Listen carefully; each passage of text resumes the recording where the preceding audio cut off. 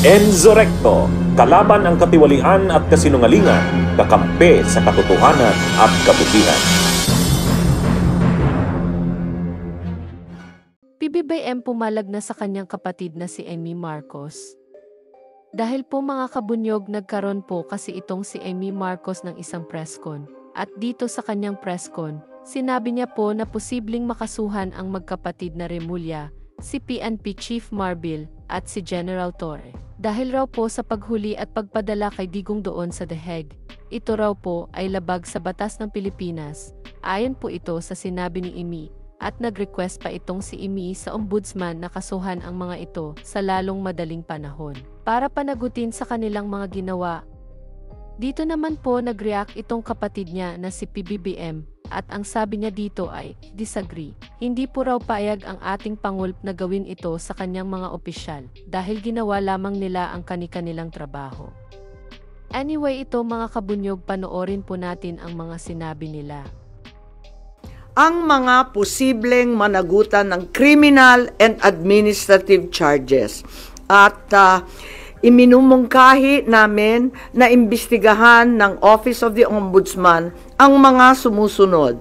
Una, si DOJ Secretary Remulla Boying maaring managot sa violation of RA 3019, Anti-Graft and Corrupt Practices for sanctioning an invalid administrative arrest against the former president in contravention of the ruling of the Supreme Court in the 2023 case of Immigration versus Juan Wenle. Maliwanag na napakadaming kondisyon, kwalifikasyon at requirement na isinaad ng ating Korte Suprema doon. Ikalawa, usurpation ng DOJ ng judicial functions. Kahit hindi sila korte, naghahatol sila na halos sila ang naging husgado. Ikatlo, grave misconduct and conduct prejudicial to the best interest of public service. Ikalawa, baka managot din si General Romel Francisco D. Marbil, ang Chief PNP, sa arbitrary detention, Article 124 ng Revised Penal Code. Violation of RA 3019, Anti-Graft and Corrupt Practices for inducing or persuading General Torre to perform an act in violation of laws, rules, and regulations or an offense in connection with the official duties of the latter. Grave misconduct and conduct prejudicial to the best interest of public service. Andito rin sa mga nakalista at ayon din sa payo ni dating Supreme Court Justice na nagpayo sa atin na malahil si SILG Secretary John Vic Remulla ay maakusahan din ng arbitrary detention katulad nung iba. Violation of 319 for inducing General Torre and Marbil to perform an act in violation of the Constitution and our laws. Ikatlo, grave misconduct and conduct prejudicial to the best interest of public service. Ang ikaapat na maaring patawan din ng kaso ay si General Nicolas Torre III. Maaring managot sa arbitrary detention. 2 counts of arbitrary detention, not only against the former president, but also against former Executive Secretary Medialdea. Ikalawa, violation of RA 7439 for not allowing the former president to be visited by VP Sara, both his daughter and his named counsel, and for forcing the former president's lawyers to leave him. Also, the violation of 3019 for allowing himself to be induced or persuaded by General Marbil or SILG Remulla to perform an act in violation of law, rules, and regulations in connection with his official functions. Grave misconduct and conduct prejudicial to the best interest of public service ay maaari ring ipataw laban kay General Torre. Ikalima, Ambassador Marcos V. Lacanilao. Maaring managot sa usurpation of official functions, Article 177 of the Revised Penal Code, pagsisinungaling sa ibang kaso at perjury sa ilalim ng Article 183 of the Revised Penal Code, false testimony in other cases, and perjury in solemn affirmation under Article 183 of the Revised Penal Code, at conduct prejudicial to the best interest of the service. So ito ang further findings namin. Hindi ko masara yung investigasyon kasi marami pa ring mga issue katulad ng sinong tumulong sa ICC, yung tungkol sa eroplano na nanatiling bukas at masalimuot. Yan doon, kinontra ni Pangulong Bongbong Marcos ang findings ng kanyang kapatid na si Senadora Amy Marcos tungkol sa pag-aresto kay dating Pangulong Rodrigo Duterte. Sinabi kasi ni Senadora Amy na isa itong malawakang hakbang para pabagsakin ng mga Duterte. Tutol dyan ang Pangulo. Aniya kahit naman sino may sariling opinyon. Hindi na nagbigay ng karagdagang komento ang Pangulo ukol dito. Pero si Interior Secretary John Vic Remulla na isa sa mga inirekomenda ni Senadora Amy na investigahan ng Ombudsman, simple lang ang naging sagot. Maigi raw at naniniwala ang Senadora sa due process, hindi tulad ng mga taong sinusundan niya.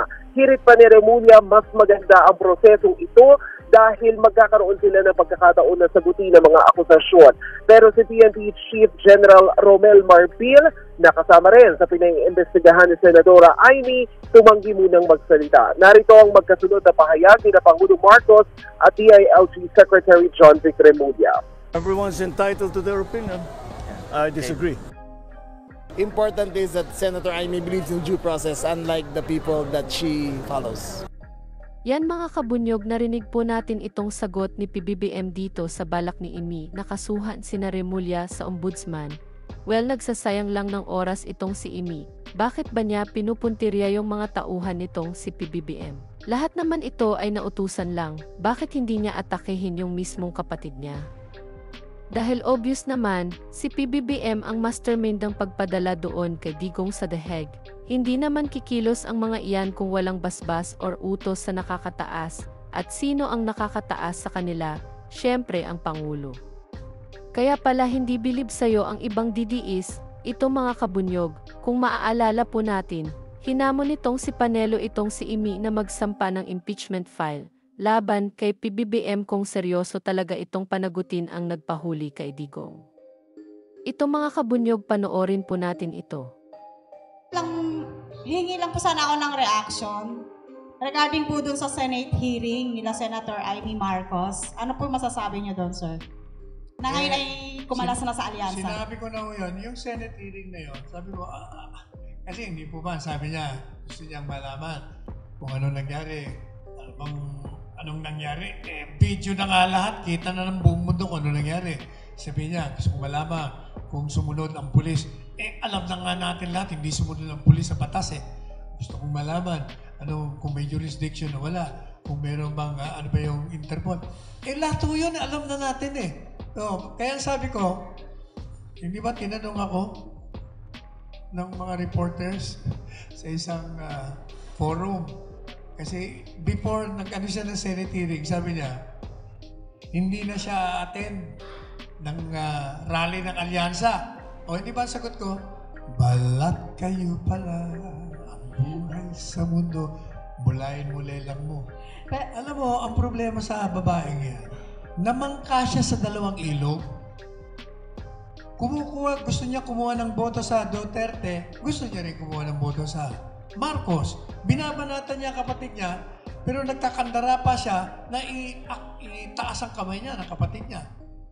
Pagkatapos, nung nakita niya na nakakita na naman siya ng oportunidad na pwedeng maalin siya ng mga Duterte, eto na naman siya. Tapos, eto na. Di ba, yung kanyang kapatid, hindi na siya binabanggit. 2-3 beses na yata sa rally. Kaya no choice ngayon siya. Kaya sabi niya, she bolted.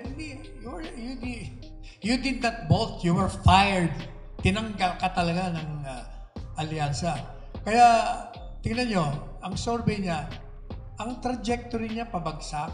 Kasi nga, tao, wala nang tiwala sa kanya. Nasira na ang credibility niya. Wala nang pagtitiwala. Kaya kahit anong gawin niya pa ngayon, well, pero sabi nga ng mga Kastila, merece, you deserve it. Pero sir, saan kaya patutungo yung ginawa nilang hearing na yan? May makakasuhan ba?